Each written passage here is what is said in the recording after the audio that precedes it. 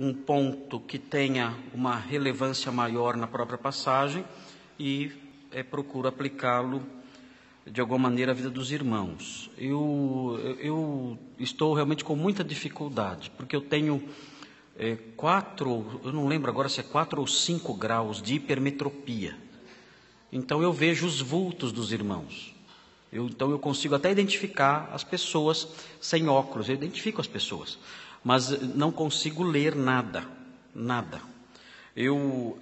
Aqui no meu iPad, eu estou ampliando o máximo que eu posso e eu consigo então ver algumas palavras e consigo ler com alguma dificuldade, elas bastante embaçadas. Isso eu tenho esse problema desde criancinha, desde pequenininho, que eu tinha dificuldades na escola, não sabia o que era, e a coisa aumentou com o passar do tempo, é claro, né? Então eu vou ter alguma dificuldade de falar com vocês hoje, porque eu estou me sentindo muito inseguro, porque não estou nem com o texto bíblico aqui, porque não posso pegar o texto bíblico e ampliar. Não dá para eu ter as duas coisas no iPad ao mesmo tempo, o texto e o esboço. Então eu vou tentar caminhar com os irmãos, contando com a paciência dos irmãos, porque eu estou bastante inseguro aqui. E vou contar com a paciência dos irmãos. Os irmãos vão ver que eu não vou ficar tão à vontade hoje ao falar aqui na frente, até porque eu sou tímido por natureza, e os irmãos vão conhecer o lado tímido do pastor. Mas vou contar com a ajuda do Espírito Santo para nos ajudar, como ele sempre faz, né? Sempre nos auxiliando nas nossas fraquezas, mas hoje auxiliando no meio de uma fraqueza maior ainda do que já existe, do que a fraqueza que já existe, né? Que é essa dificuldade, porque o problema não é só a visão, o problema é o impacto que isso causa na nossa disposição. A gente, além de não enxergar direito, isso gera uma série de outras coisas, como eu mencionei para os irmãos: insegurança, não há a mesma dinâmica, porque eu não consigo ver o que está escrito. Então, há uma série de outros efeitos que isso gera na gente. Então, eu peço que os irmãos sejam pacientes comigo hoje. O pastor Thomas falou para eu não pregar todo o sermão, então talvez eu faça isso mesmo, pregue só um pedacinho para vocês hoje aqui. Então, eu combinei com a Sofia para ela me ajudar, ela vai ficar aqui comigo, então, Gilberto poderia me ajudar? Colocar o banquinho para ela, aquele banquinho ali. Será que aquele banquinho está bom, filha, para você ficar? Ela lê muito rápido e ela acha muito rápido os textos. Então, ela é muito veloz. Então, ela pode me ajudar aqui hoje. Então, põe o banquinho aqui. E o microfone. Vem, filha, vem aqui. Aí ela vai me ajudando. Eu sei que ela está com vergonha, mas ela sempre me obedece. Ela é muito obediente. Então...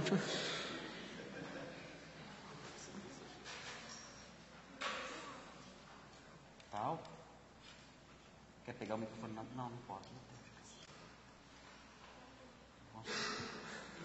Ela acha muito rápido os versículos, então aí me ajuda, porque ela lê muito bem também, então aí me ajuda bastante. Irmãos, o texto que o pastor Thomas leu, o texto base, Mateus 27, 45 a 53, é o texto que finalmente trata da morte de Jesus.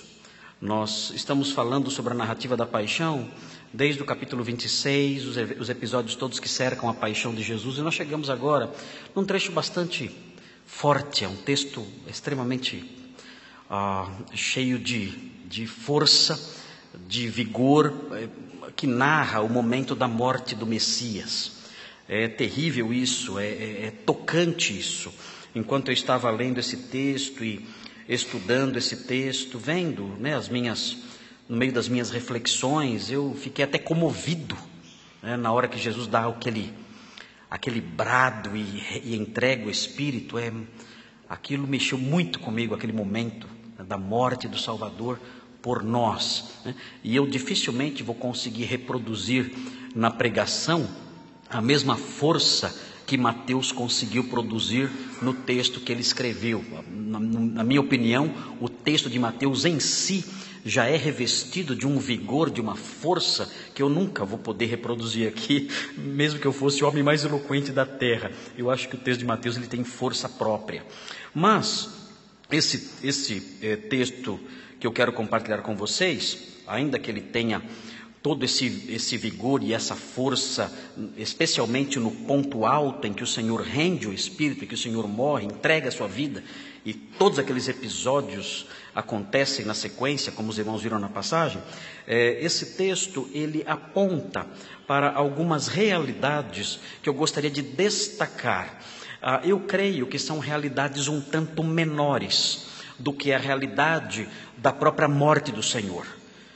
Eu acredito que eu devo, numa outra ocasião, talvez no próximo domingo, não sei, apresentar para os irmãos uma exposição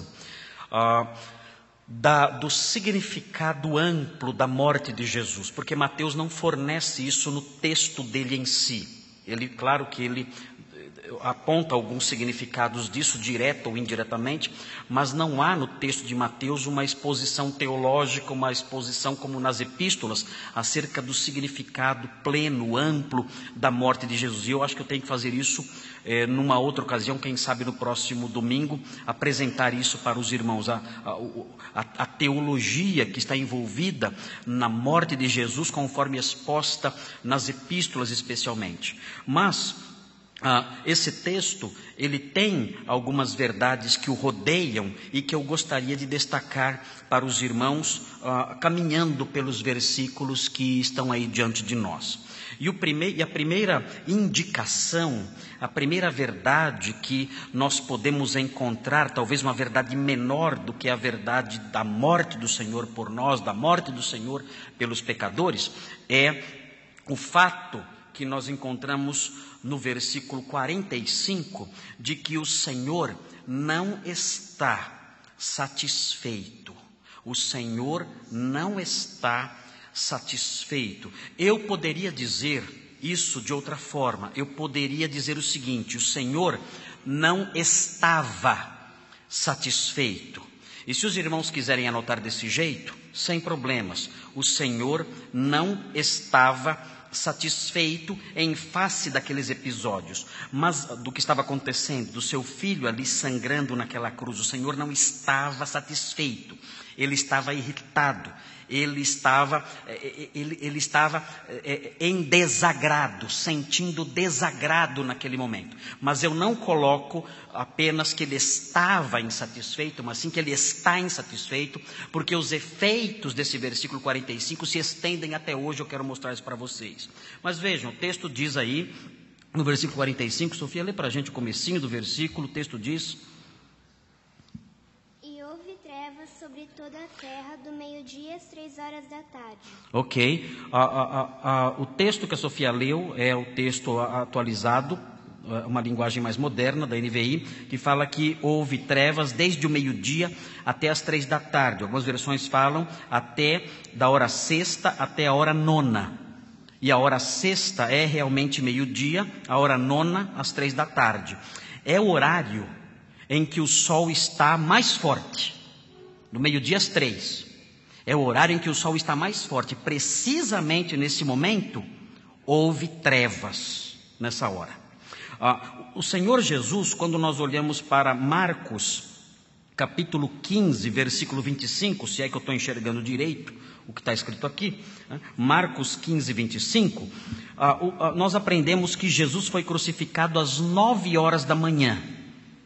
É o texto de Marcos 15, 25. Sofia não precisa ler não, mas os irmãos vão ver depois em casa. Jesus foi crucificado às 9h da manhã. Quando chegou o meio-dia, houve uma escuridão. O texto que a Sofia leu, a Sofia mencionou, houve trevas, houve escuridão. O que foi que causou essa escuridão? Nós não sabemos, porque Mateus não narra. Mateus diz apenas que escureceu. É possível que nuvens escuras tenham coberto a luz do sol naquele instante. Há quem fale sobre alguma forma de poeira ali, cobrindo tudo ali e escurecendo. Um eclipse solar, alguma coisa assim, talvez também possa ter acontecido. Enfim, a causa dessa escuridão, o que causou essa escuridão, se foram nuvens, se foi um eclipse solar, ou seja lá o que for, não importa, Mateus não se detém nisso. O fato é que nós temos que nos ater ao significado disso. Porque tudo indica que o que nós temos aqui é um prenúncio de algo que foi dito por Jesus em Mateus 24, alguns capítulos anteriores, no versículo 29. A Sofia lê para nós Mateus 24, 29. Vejam o que fala esse texto. Esse texto fala de escuridão. Vejam o que diz. Sofia lê bem alto para nós aí o que diz Mateus 24, 29. Imediatamente, após a tribulação daqueles dias, o sol escurecerá e a lua não dará sua luz. As estrelas cairão do céu e os poderes celestes serão abalados. Ok? Vejam o que o texto está dizendo. O texto está falando que nos últimos tempos, no último dia, no dia escatológico, haverá escuridão. E aqui, o que acontece? Escuridão. Por que isso está acontecendo? Existe aqui uma espécie de amostra grátis. A amostra grátis geralmente é pequenininha, né? A amostra grátis é pequena. O que nós temos aqui é uma amostra grátis do dia escatológico. E essa escuridão, no dia escatológico, tem um caráter ameaçador. A escuridão tomando conta de tudo significa algo que permeia um ambiente mau, um ambiente perigoso, um ambiente tenebroso. E é isso que nós temos acontecendo aqui. Pouco antes do Senhor Jesus morrer, as trevas tomam conta. E isso dá ao ambiente esse caráter de algo mau. E não somente algo mau, mas algo ameaçador. E por que existe esse algo ameaçador? As nuvens escuras, a escuridão. Porque Deus não está satisfeito. Deus está se movendo. O rosto de Deus está se enrijecendo. O olhar de Deus está se tornando pesado. Ele está se levantando. Ele está contorcendo seu rosto. Ele não está satisfeito. E por que podemos trazer isso para agora? Porque o Senhor nesse texto não está satisfeito e Ele está com seu rosto se contorcendo, de modo que até a luz do sol foge dele, de modo que tudo se escurece nesse ambiente tenebroso e ameaçador por uma razão apenas: o seu filho está sendo fatalmente rejeitado. E isso gera em Deus esse contorcer do seu rosto irritado, que impõe terror, de modo simbólico até nas forças da natureza, fazendo tudo se escurecer. Uma grande ameaça aparece aqui, uma grande tempestade está se formando. O Senhor não está satisfeito. Aquelas trevas falam. E o que as trevas falam? As trevas dizem: há uma grande tempestade por vir.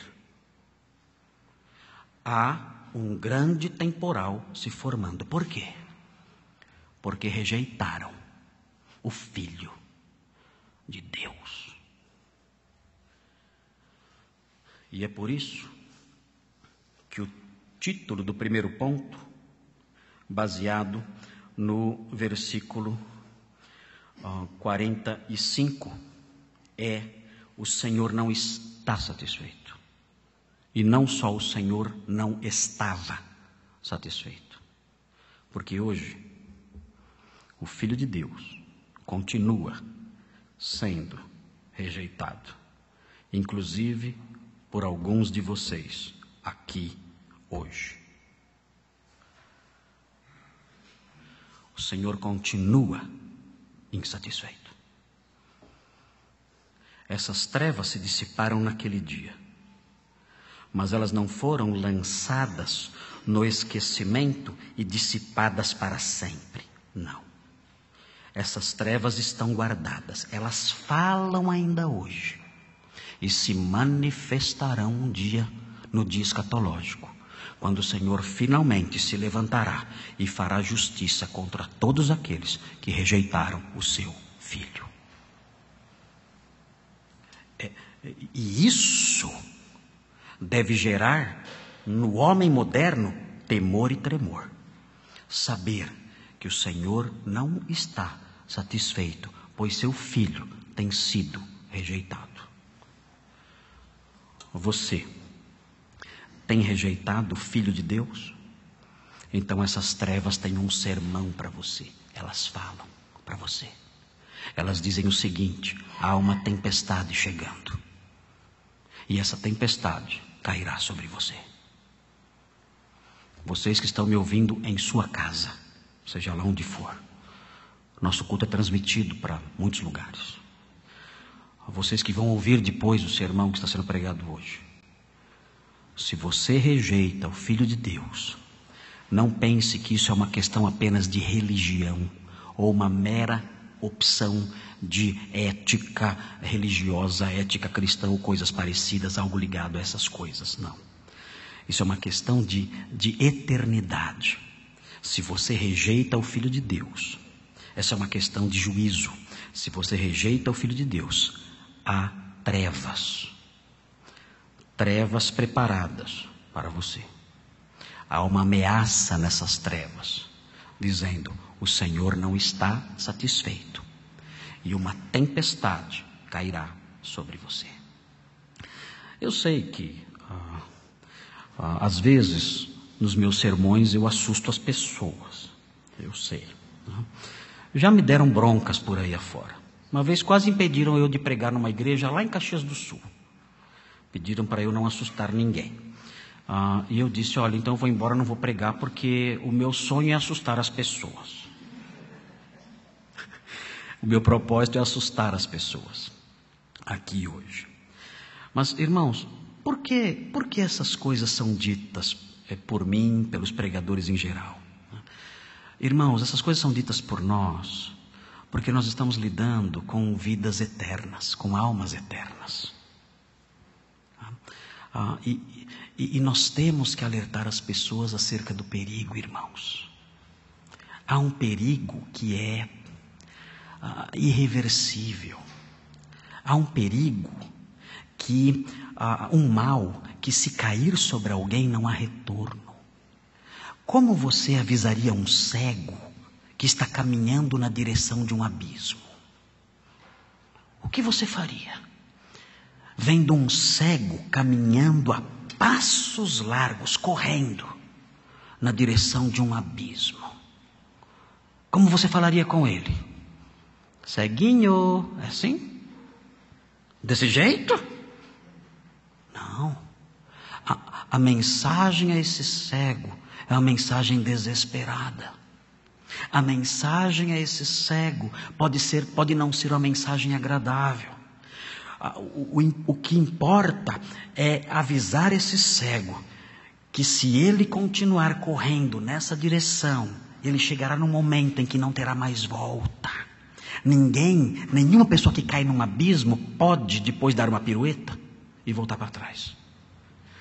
O tempo de arrependimento, o tempo de dizer sim ao Filho de Deus, de recebê-lo, de se curvar diante do seu senhorio, do seu reinado, de se curvar diante dele, suplicando o seu perdão e o recebendo como Salvador, e viver para ele como Senhor da sua vida, como discípulo verdadeiro, como cristão de fato. O tempo é agora, e esse tempo está se esvaindo, ele está indo embora.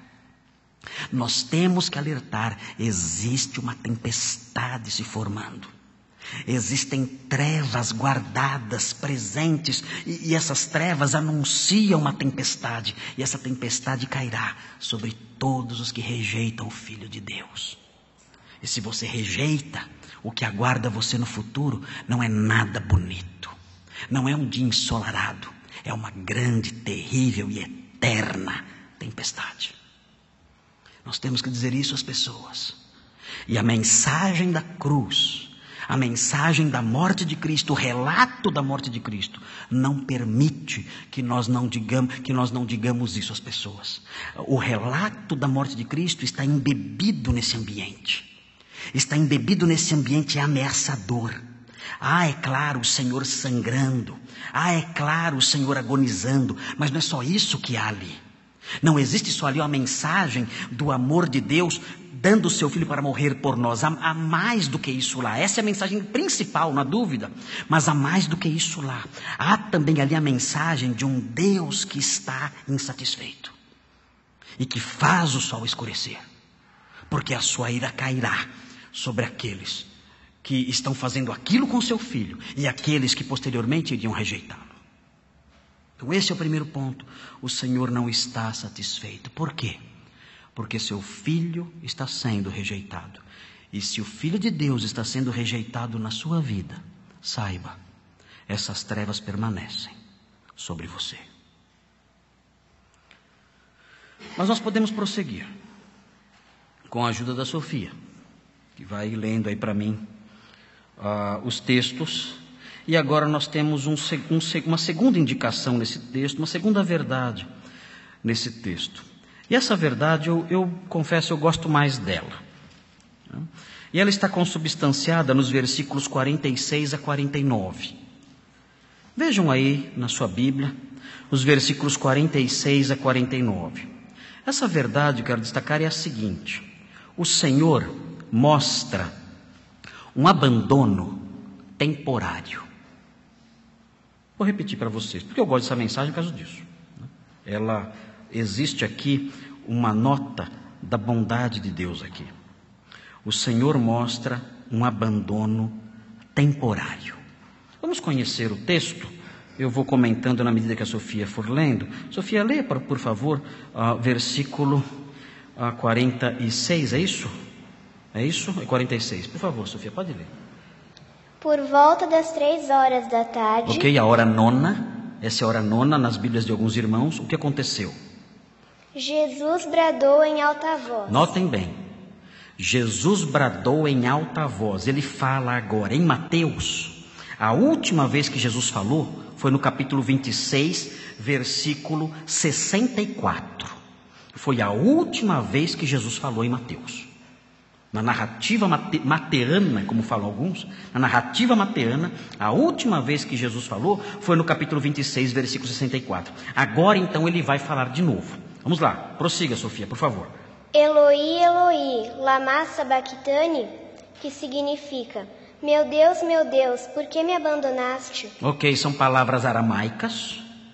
Jesus pronuncia essas palavras e existe a tradução aí, dizendo: Deus meu, por que me desamparaste ou por que me abandonaste? Agora notem bem, essas palavras de Jesus não são palavras soltas, que ele disse lá apenas num lamento ali triste, dizendo que estava sendo abandonado por Deus. Essas palavras são a citação do Salmo 22. Então a Sofia vai deixar aberto no Salmo 22 e note, se você olhar na sua Bíblia, você vai ver que a narrativa da morte de Jesus, ela é repleta de alusões ao Salmo 22. Quando Mateus escreveu sobre a morte de Jesus, ele estava pensando na morte de Jesus e estava pensando no Salmo 22. Se os irmãos olharem, Mateus 27, no versículo 35, ele alude o Salmo 22. No versículo 39, ele alude ao Salmo 22, ele faz alusão ao Salmo 22. No versículo 43, ele faz alusão ao Salmo 22. Em todo o capítulo 27, nós vemos o capítulo 27 embrulhado num papel, e esse papel que embrulha o capítulo 27 é o Salmo 22.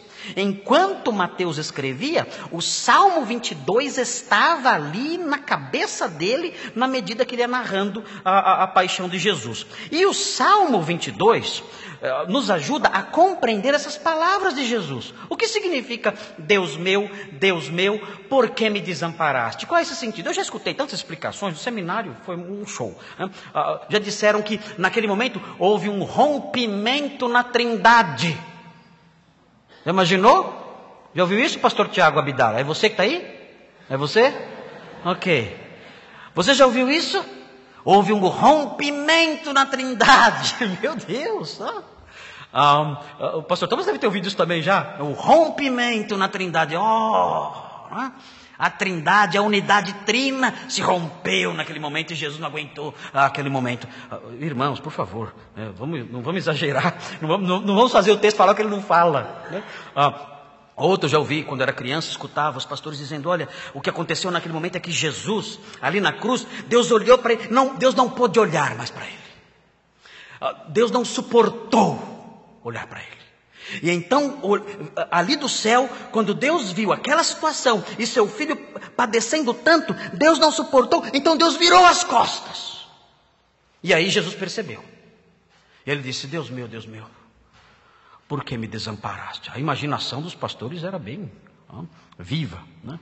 Dá para entender um pouquinho dessas coisas e do modo como as pessoas tentam explicar esse trecho, mas, na realidade, se nós contrapormos toda a narrativa ao que diz o Salmo 22, que é o salmo que Mateus tem em mente, nós descobrimos o que significa a frase se nós lermos o versículo 15 do Salmo 22. Veja o Salmo 22 no versículo 15. Veja o que acontece aí. Sofia, leia para nós o Salmo 22, 15. E aí nós aprenderemos o que significa abandonar. Meu vigor secou-se como um caco de barro. Meu vigor secou-se como caco de barro. É o Senhor na cruz, sem vigor. Não há mais, a vida nele está se esvaindo, ele não tem mais forças. O texto prossegue. E a minha língua gruda no céu da boca. Ele está com sede, a minha língua gruda no céu da boca. E prossegue. Deixaste-me no pó à beira da morte. Deixaste-me no pó à beira da morte. Eis aí o significado do desamparo. Senhor, o Senhor me deixou morrer. O Senhor me deixou no pó da morte. O Senhor me deixou como um moribundo, jogado no chão, no meio da poeira, seco, sem forças, com sede, morrendo. O Senhor me desamparou. Esse é o significado do Deus meu, por que me desamparaste? Foi o que o Senhor fez com Jesus. Deus fez isso com Jesus. O Pai fez isso com o Filho. Ele deixou o Filho ter as suas forças minguadas. Deixou que as forças do seu filho minguassem, que a sua língua se secasse de sede e que ele fosse jogado no pó da morte. Isso é o desamparo de Deus. Mas, se nós continuarmos sobrepondo o Salmo 22 a Mateus 27, como parece ser o certo fazer, então nós temos também uma nota de esperança que me anime. Vou dizer porque me anima, porque, meus irmãos, nós talvez um dia passemos por isso. Todos nós. Claro que não na intensidade que o Senhor passou, mas todos nós talvez um dia tenhamos que nos deitar na estrada poeirenta da morte. E vamos clamar para o Senhor nos curar e nos renovar. E Ele não vai fazer isso. Ele não vai. Nós morreremos. Todos nós talvez um dia experimentemos o versículo 15. Todos nós um dia vamos passar pela sequidão do caco de barro. Todos nós vamos passar pela sequidão da língua. todos nós deitaremos na estrada poeirenta da morte e clamaremos: Senhor, socorro. E Ele não vai atender. Mas o Salmo 22, por incrível que pareça, Mateus é um hábil escritor. Eu sou fã de Mateus, já falei isso para vocês. Gosto muito de Mateus. Quando Mateus evoca o Salmo 22, ele sabia o que estava fazendo. Muito hábil. E ele sabia o que estava fazendo, porque ele sabia que o Salmo 22 não acabava assim. Se os irmãos olharem o Salmo 22, os irmãos vão ver que esse salmo aponta também para uma esperança de restauração, ou seja, o abandono é temporário. Vamos ver o que diz o Salmo. Continue com o Salmo aí, veja o versículo 19. Sofia, leia para nós o 19. Papai vai te interrompendo aí e você vai me ajudando. Vai lá, o versículo 19. Tu, porém, Senhor, não fiques distante. Ó minha força, vem logo em meu socorro. Ele continua clamando. O Senhor deixou a minha vida no pó, a minha alma no pó da morte. Eu estou aqui agonizando, mas no entanto ele continua clamando. Repita o versículo 19. Leia de novo o versículo 19, Sofia. Tu, porém, Senhor, não fiques distante. Não fiques distante, ele continua clamando. Continue. Ó minha força, vem logo em meu socorro. Vem logo em meu socorro. O que vai acontecer com esse salmo no final? Qual é o desfecho desse clamor insistente de alguém que está lá, caído no pó da morte? E aí vem o versículo 23 e o versículo 24. Leia para nós. Louvem-no vocês que temem o Senhor. Glorifiquem-no todos vocês, descendentes de Jacó. Tremam diante dele todos vocês, descendentes de Israel. Por quê? Pois não menosprezou, nem repudiou o sofrimento do aflito, nem escondeu dele o rosto, mas ouviu o seu grito de socorro. Ele, no final, ouviu. No final do Salmo, o Senhor ouve. O Senhor abandona o justo? Sim ou não? Sim. Temporariamente. O Senhor abandona o justo? Sim. Temporariamente. Se vocês quiserem mudar a ênfase das palavras, podem mudar. O Senhor abandona o justo? Sim. Temporariamente. Escolham a ênfase que quiserem.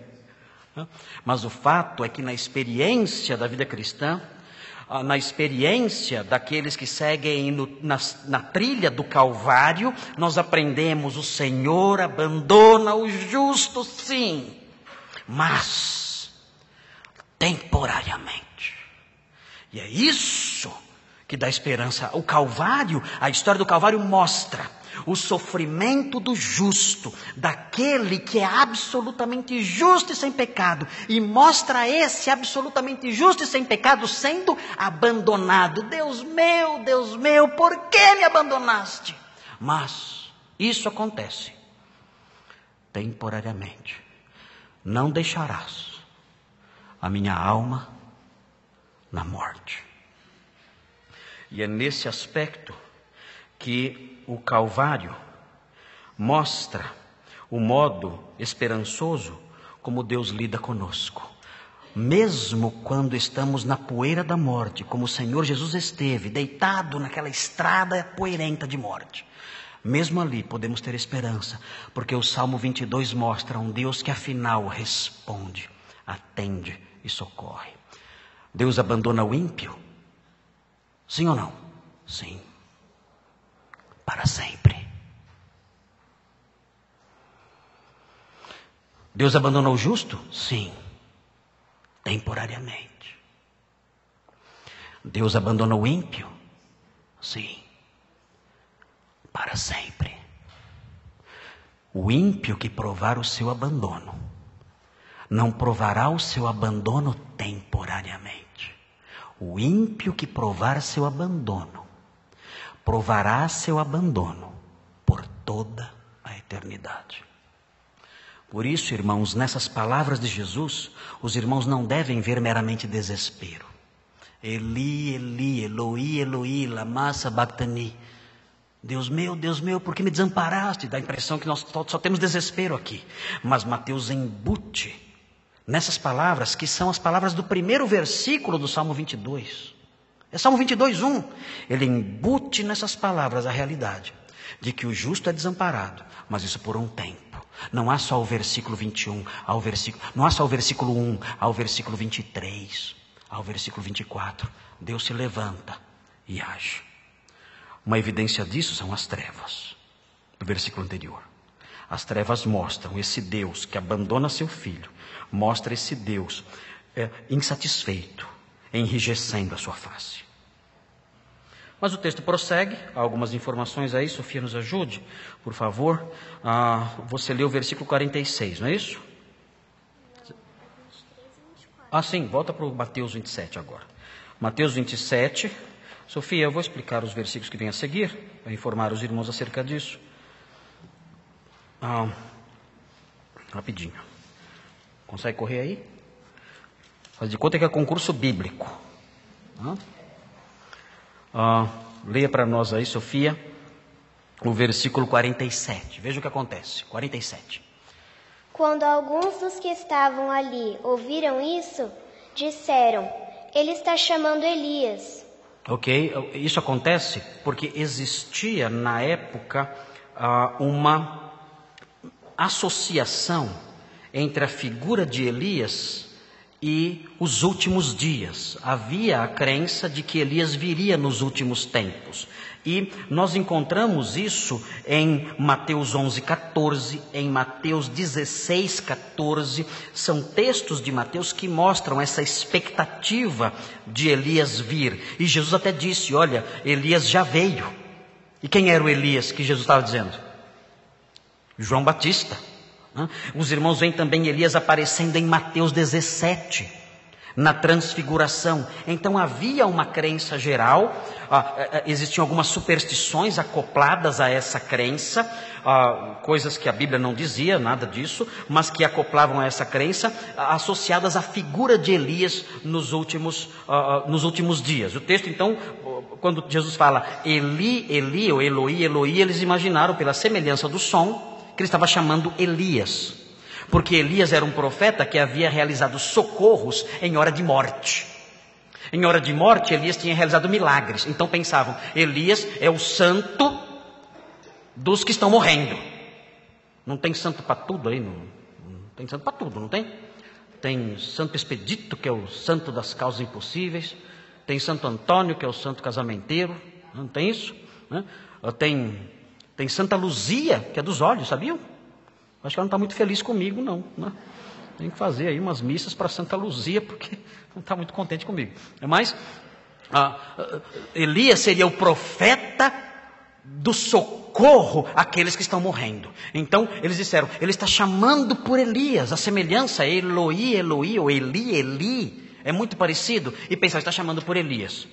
Prossiga a leitura, Sofia, versículo 48.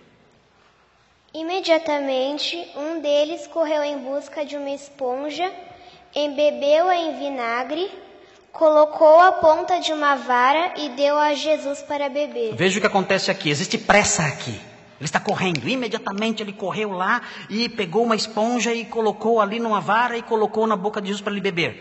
Colocou vinagre ali para Jesus beber. Por que a pressa? Porque eles queriam prolongar a vida de Jesus. Para quê? Curiosidade. Ele tem que viver um pouco mais para dar chance de Elias aparecer, se é que Elias vai aparecer.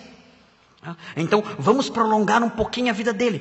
Que vinagre é esse? Era um vinho barato que os soldados usavam. Assim como usavam esponja também. Os soldados tinham esponja também entre os seus equipamentos, porque isso ajudava a beber pequenas doses de água, molhava na esponja, bebia. Então, em vez de andar com um copo, andava com a esponja. Então, isso ajudava. Então, a esponja estava lá disponível, a vara também. Os irmãos lembram do caniço que foi usado para bater em Jesus. Então, isso tudo estava disponível. Colocaram ali e molharam no vinho, nesse vinho barato, e isso era revigorante. Mas isso não era por misericórdia. O objetivo não era fazer com que Jesus se sentisse melhor, não. O objetivo era revigorá-lo para ele viver um pouco mais, caso ele estivesse morrendo naquele momento, ele viver um pouquinho mais para dar chance de Elias se manifestar. E aí continua o texto, vai lá, Sofia, leia para nós. Mas os outros disseram: deixem-no, vejamos se Elias vem salvá-lo. Ok, por que fizeram isso? Eles entenderam que aquele homem estava fazendo uma ajuda, prestando uma ajuda. Disseram: não, você está estragando tudo. Se Elias perceber que você está ajudando, ele não vem. É brincadeira, né? Se Elias achar que você está ajudando e ele quer vir, ele não vai aparecer. Então deixa, não faça nada. Vamos ver se Elias vem salvá-lo. Ele não pode salvar a si mesmo. Quem sabe aconteça, não sabemos. Deixa, para ver o que vai acontecer. E, evidentemente, eles, sem saber, apenas cumpriram o que dizia o Salmo 69, 21. E o que diz o Salmo 69, 21? A Sofia vai ler para nós. O Salmo 69, 21 mostra aí uma realidade também que se cumpriu ali, naquele momento da morte do Messias. É um salmo messiânico também nesse aspecto. Salmo 69, 21. Pode ler para nós, Sofia. Puseram fel na minha comida e para matar minha sede deram-me vinagre. Ok. Então aqueles homens cumpriram a profecia naquele instante ao dar vinagre para Jesus beber. Muito bem. Nós vimos então essas duas realidades aqui. Nós vimos que o Senhor não está satisfeito, não esteve e não está. Nós vimos que o Senhor mostra um abandono temporário em relação ao justo. Há um abandono, sim, mas é por um tempo apenas. E o Salmo 22 nos ajuda a ver isso, e a história posterior do Evangelho mostra isso também, o Senhor se levantando da sepultura. E há a última verdade que é vista aqui nesse texto, quero destacar para os irmãos: o Senhor se manifestará com força. Isso nós vemos nos versículos 50 a 53. A Sofia vai ler para nós, versículo 50, leia para nós, filha, por favor. Versículo 50, veja o que diz o texto. É a hora da morte de Jesus, uma hora pesada essa. Veja o que diz. Depois de ter bradado novamente em alta voz, Jesus entregou o Espírito. Naquele momento, o véu do santuário rasgou-se em duas partes, de alto a baixo. Só até aí. O texto fala que Jesus, na hora da morte, ele deu um grande brado. Mas nós não sabemos o que ele disse. Ele deu um grito. Por que isso acontece aqui? O Senhor, com isso, Mateus quer mostrar que o Senhor não entrou na morte como um homem derrotado, inconsciente, que se entregou ali e deixou a coisa acontecer. Não. Ele entra na morte com um grande brado. Como alguém que está consciente e vitorioso. É assim que ele entra na morte, com um grande brado. Com uma demonstração de ousadia e de coragem. É assim que ele entra na morte, dando esse brado bastante forte naquele momento. E o texto fala que ele entregou o Espírito.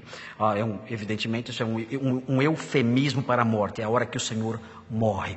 Nós não sabemos a causa da morte de Jesus. Há vários estudos, várias pessoas já realizaram estudos científicos acerca disso, da morte de Jesus. A gente sabe que não foi por asfixia, ele morreu muito cedo. Há quem diga que foi a lança que perfurou ele, que o matou, mas isso não se harmoniza com a narrativa dos evangelhos. E existe uma tese bastante forte que fala que houve um rompimento do coração, ou de um músculo do coração. Eu não sei os termos técnicos, e essa foi a causa da morte de Jesus. Mas isso tudo é inconclusivo. O fato é que nós temos aqui o momento crucial do evangelho. O Filho de Deus morre. O Filho de Deus, corajosamente, com grande força, coragem e ousadia, ele grita e invade o reino dos mortos. E nós vemos aqui na sequência que quando ele invade o reino dos mortos, alguns mortos ressuscitam. A morte dele traz vida. Simbolicamente isso acontece, mais do que simbolicamente, porque isso realmente aconteceu, mas isso acontece numa amostra da força da sua autoridade ao entrar, ao invadir o reino dos mortos. Vamos prosseguir na leitura. Sofia, pode continuar. Veja o que acontece. A terra tremeu e as rochas se partiram. Você leia um pouquinho antes a parte do véu. O véu do santuário rasgou-se em duas partes, de alto a baixo. Ok, vocês estão vendo aí o versículo 51. O que acontece aqui? Aqui Mateus está usando o seu recurso de zoom. Quando vocês veem aí a palavrinha e eis que, não é a palavrinha que aparece aí? Aparece aqui também? Naquele momento não aparece eis que, quando o texto diz e eis que, o que nós temos aqui é uma palavrinha grega que significa vejam.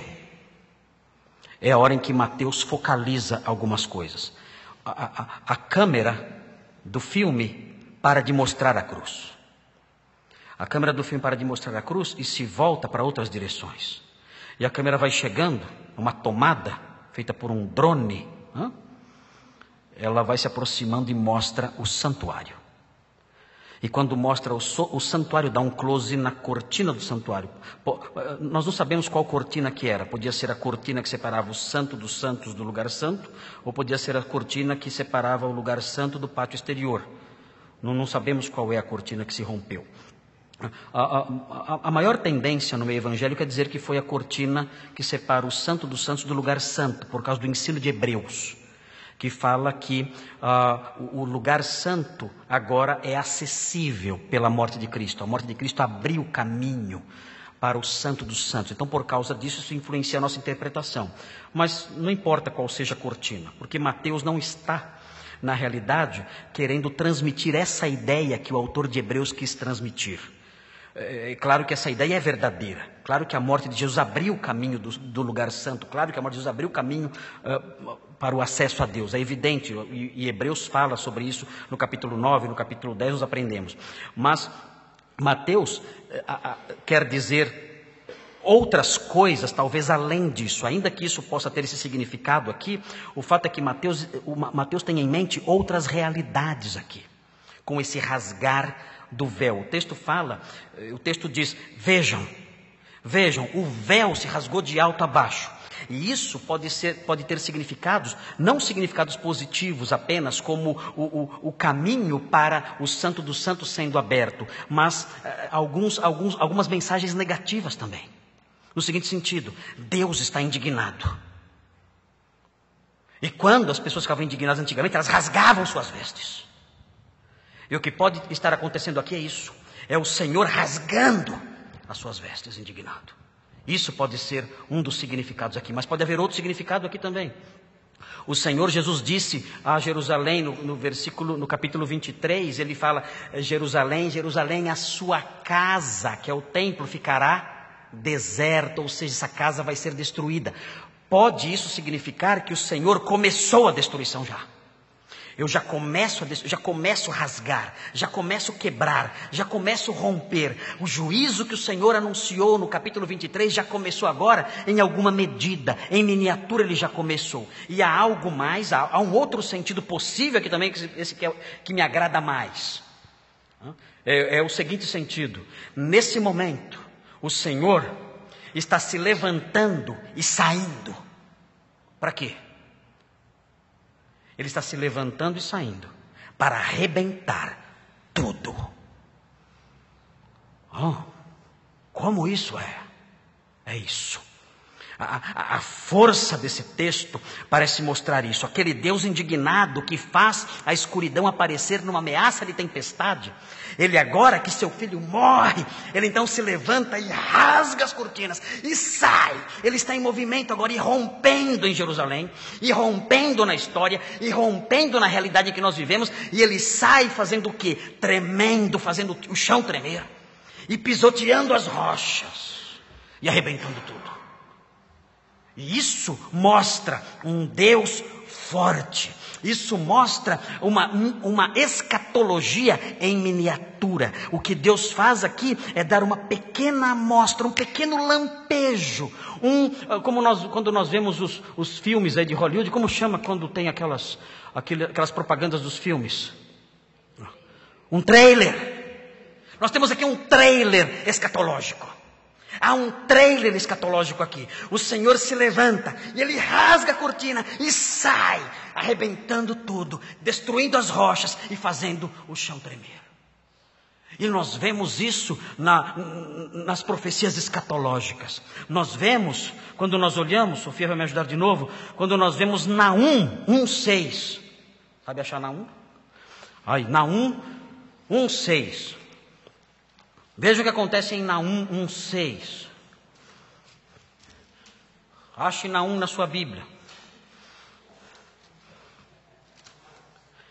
Achou? Naum 1:6, pode ler. Quem pode resistir à sua indignação? Quem pode suportar o despertar de sua ira? O seu furor se derrama como fogo, e as rochas se despedaçam diante dele. As rochas se despedaçam diante dele. Ele sai e o texto diz que as rochas se partem. Mateus diz isso. Mateus 27 fala isso. Ele sai, rasga o véu, rasga as cortinas. Há terremotos e as rochas se partem. Veja Zacarias 14:4. Veja a dimensão disso no dia escatológico. Zacarias 14:4. Leia rapidinho aí para nós, Sofia. Zacarias 14:4. Estamos terminando já. Naquele dia, os seus pés estarão sobre o Monte das Oliveiras, a leste de Jerusalém, e o monte se dividirá ao meio, de leste a oeste, por um grande vale. Metade do monte será removido para o norte e a outra metade para o sul. Vejam, o que se parte aqui não é uma rocha. O que se parte aqui é uma montanha. Então o que nós vemos em Mateus 27, a Sofia vai voltar para Mateus 27, e o que nós vemos em Mateus 27 é isso: terremotos, escuridão, trevas, rochas se partindo. O que aconteceu? O Deus que fez escurecer, o Deus que franziu o seu rosto indignado, o Deus que enrijeceu o seu rosto indignado e fez a luz do sol fugir, Ele se levanta e irrompe na história, fazendo tudo tremer e fazendo as rochas serem destruídas. E com isso, Ele mostra para nós um trailer. Um trailer. Ele diz: vejam, o dia escatológico será assim, para vocês terem uma ideia do que acontecerá quando eu manifestar a minha ira na história da humanidade. Multipliquem isso. Isso acontece por alguns momentos aqui. Multipliquem isso, porque um dia eu vou mostrar mais uma vez a minha força. Eu mostrei a minha força quando meu filho foi rejeitado, e eu vou mostrar a minha força mais uma vez, definitivamente, com todo vigor, contra todos na história humana que o rejeitaram. Estava tão bom, ponto 2. Mas os irmãos que seguem ao Senhor, que são discípulos de Jesus, não devem temer o ponto 1 nem o ponto 3. O ponto 1 e o ponto 3, o ponto das trevas e o ponto da força, da fúria do Senhor, devem encher de temor aqueles que rejeitam o Filho de Deus. Mas, e nesse ponto é muito comovente. Isso é muito comovente para mim. Porque o Senhor que se levanta e rasga o véu e marcha, quebrando rochas, rompendo montanhas, fazendo a terra tremer.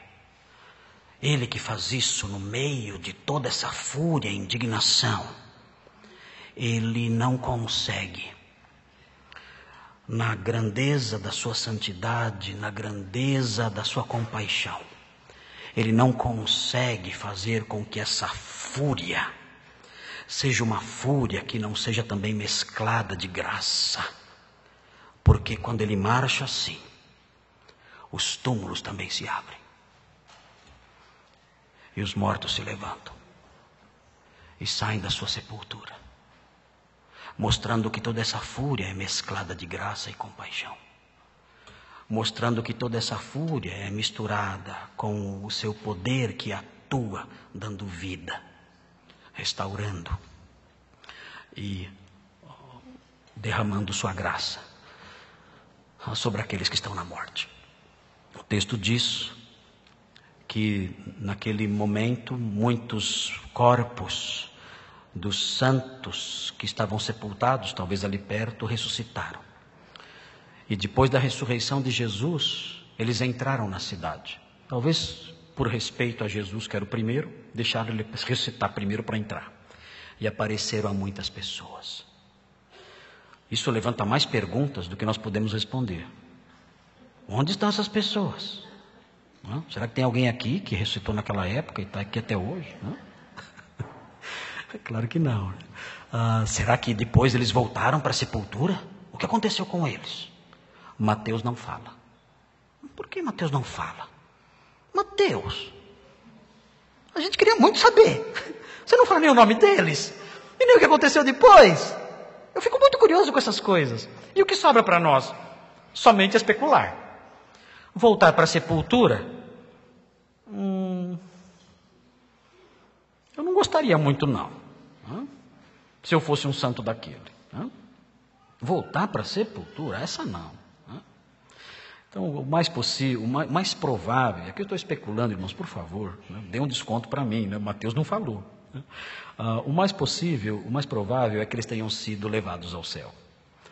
Depois da ressurreição vem o arrebatamento. Então pode ser que tenhamos aqui também um lampejo do que vai acontecer no futuro, um trailerzinho do que vai acontecer no futuro, a ressurreição seguida do arrebatamento. Pode ser isso, não sabemos. O que eu quero destacar nesse ponto final, nesse ponto 3, o que eu quero destacar nesse ambiente tão carregado que foi a crucificação, nesse ambiente de escuridão, de clamor do justo abandonado, de morte, de render o espírito, de um Deus que se levanta e rasga e rompe na história, dividindo rochas, partindo tudo ao meio e fazendo terremotos e coisas assim. O que eu quero destacar para terminar é que no meio desse cenário tão assustador, tão tenebroso, existe manifestação pura de graça. A morte de Jesus dá vida. O ponto 3 pode ser para você. Ele pode ser para você no aspecto da fúria de Deus, que um dia será derramada sobre todos os que rejeitaram Jesus. Ou ele pode ser para você no aspecto final, do Deus que dá vida, que liberta da sepultura, que liberta da podridão, da morte. A mensagem de Mateus é dada, foi escrita e endereçada a pessoas que não aceitavam o Messias. A judeus, possivelmente na sua maioria, que rejeitavam o Messias. Para quê? Para que eles observassem esse ponto 3. Para que eles observassem o todo e se detivessem no ponto 3. Pensando, qual efeito esse levantar-se de Deus, do seu templo, qual efeito desse irromper de Deus na história, eu vou abraçar para mim? Eu vou rejeitar o Messias e ser esmagado com as rochas? Ou eu vou receber o Messias e ser liberto da morte? Faço essa pergunta para você. Vamos orar. Santo Deus, obrigado por esse texto, obrigado por sua ajuda. Obrigado que a sua palavra é tão rica e nos ensina e nos fala. Continua a nos ensinar, Senhor. Somos meninos, somos crianças. Precisamos do seu auxílio, do seu socorro sempre. Mas ajuda-nos, ó Deus, para que essas coisas sejam assimiladas por nós e mudem a nossa vida. Aqueles que estão aqui que são crentes, que o Senhor os ajude a compreender a dimensão daquilo que trouxe a sua redenção, a sua salvação. Que possam compreender a força da cruz. Que possam compreender o significado gigantesco desses episódios que narramos aqui. Que possam contemplar a sua indignação, a sua ira, que possam contemplar esses lampejos escatológicos, mas que diante disso possam se curvar gratos, sabendo que foram libertos disso tudo, porque o justo foi pregado naquela cruz. E no meio daquela escuridão e daquelas expressões da sua ira, nós podemos ver a sua graça no seu Filho ali pregado, desamparado temporariamente, mas desamparado em nosso favor, por nós, para que tivéssemos vida.